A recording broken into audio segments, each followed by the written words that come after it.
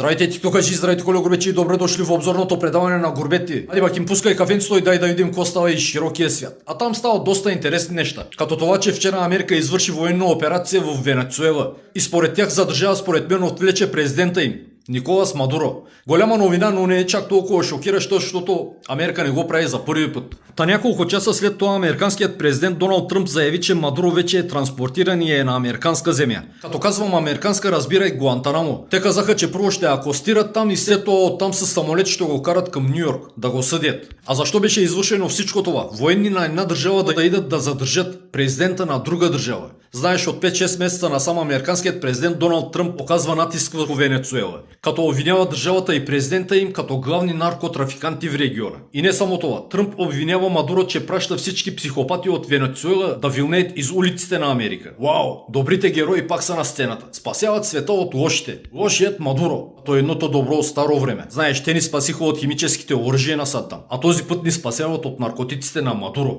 Но защо точно Венецуела? Защо? Защо не Бразилия, Мексико, Гватемала, Еквадор, Чили, Перу или другите там? Знаеш, в този регион там всеки е производител на наркотици. Викам си, че може да е заради това, че Венецуела притежава най-големите петролни запаси в света. Тя има повече залежи от петрол от самата Саудитска Арабия, Русия или Канада, от всяка една друга страна в света. Но тези мисли бързо ме напускат. Знаеш, добрите са американците, лошите са другите. Кои другите, Горбечо? Ами всички други, които не се подчиняват и не играят по свирката на Америка. А Мадуро, както знаеш, просто не го правеше. И всички, които не се подчиняват на американците, споделят същата съдба. Че даже и по-лоша. Да си спомним Саддам, Кадафи и други. Но всичко това, знаеше, история за пред масите. Не ги интересува дали този народ там се управлява от диктатор или нещо друго. За тях най-важното е тази държава да се управлява от човек, който е близък до Америка, който играе по свирката на Америка.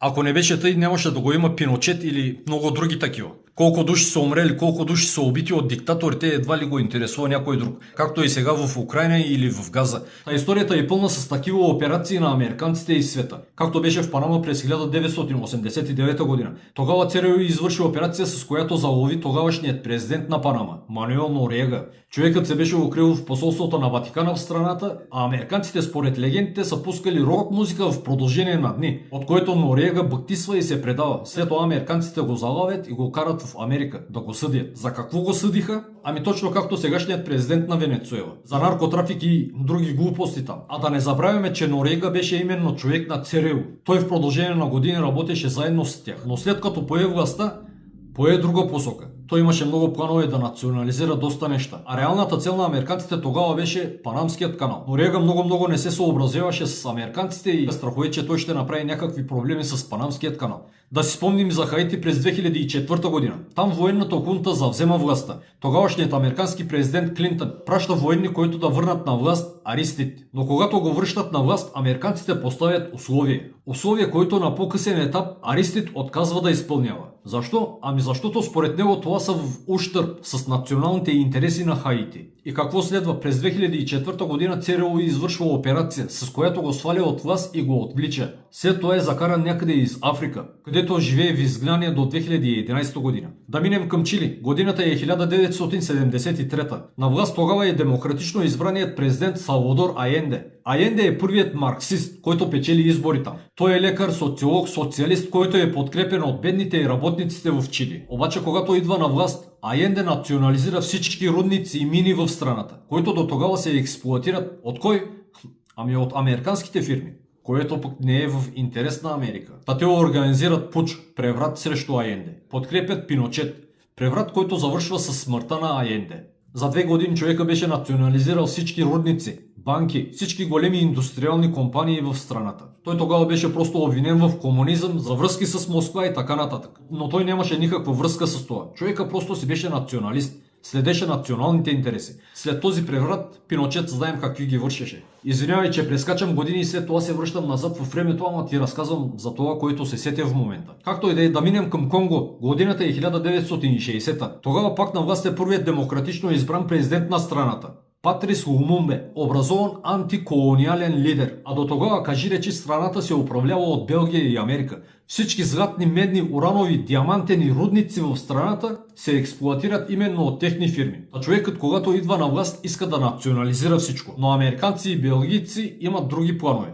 Те подкрепят бунтовници, които искат да отделят провинция Катанга от страната. Те въоръжават тези фракции, но имат едно условие. Целта не е само отделянето на Катанга, но и свалянето от власт на Лумумба. Той също тогава беше обвинен за комунист и за връзки с Москва. Но на по-късен етап, когато през 90-те години се отварят архивите, става ясно, че той няма нищо общо с това. Човека, както и предишният, просто си е националист, следи националните си интереси. Както и да е, тогава ЦРУ залавя Лумумба и го предава на бунтовниците от Катанга.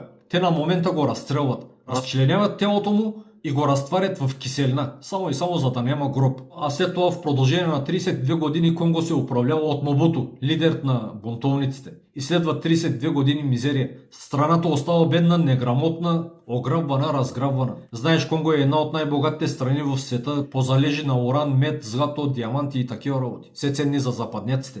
Да минем към Нигерия. Годината е 1966 година. На власт е президентът Азикаве. Президент обаче, който няма много власт.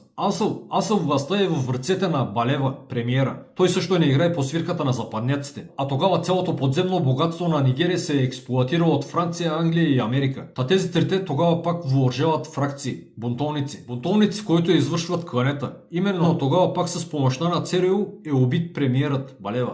И куп други бивши управници, които повече работят за страната, отколкото за американци и други. И какво следва след това? Ами както в другите държави.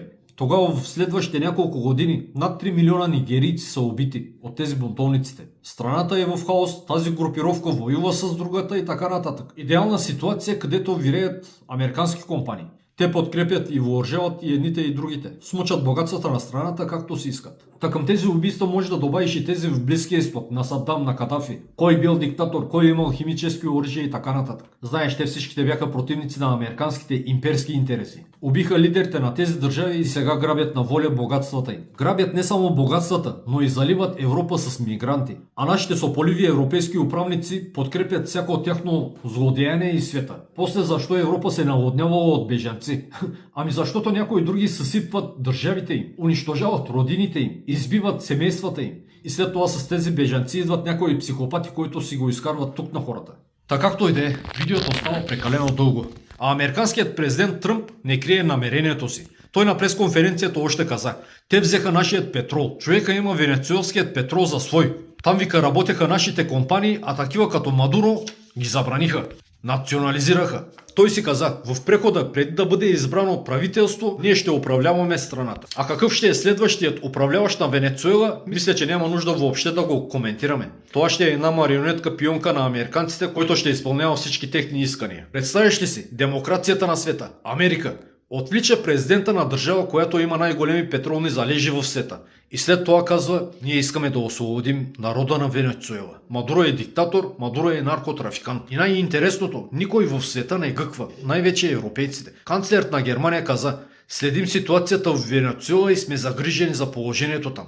Хитлер, защо не заклеймяваш Америка? Защо не им налагаш санкции? Те отиват, нападат, отвличат президента на една държава. Защо не им казвате: what the fuck, Амрон, какво става? Защо никой не налага санкции на Америка? Когато са американци, те просто разнасят демокрация. Сиктрет. Както и да е, това беше набързо от мен по тази тема. А какво мислиш ти по този въпрос, пиши в коментарите. Интересно ми е да видя и твоята гледна точка. А ако си изгледал видеото до край, ако все още не си се абонирал за канала, те каня да го направиш. Безплатно е. Живи, здрави и до нови срещи!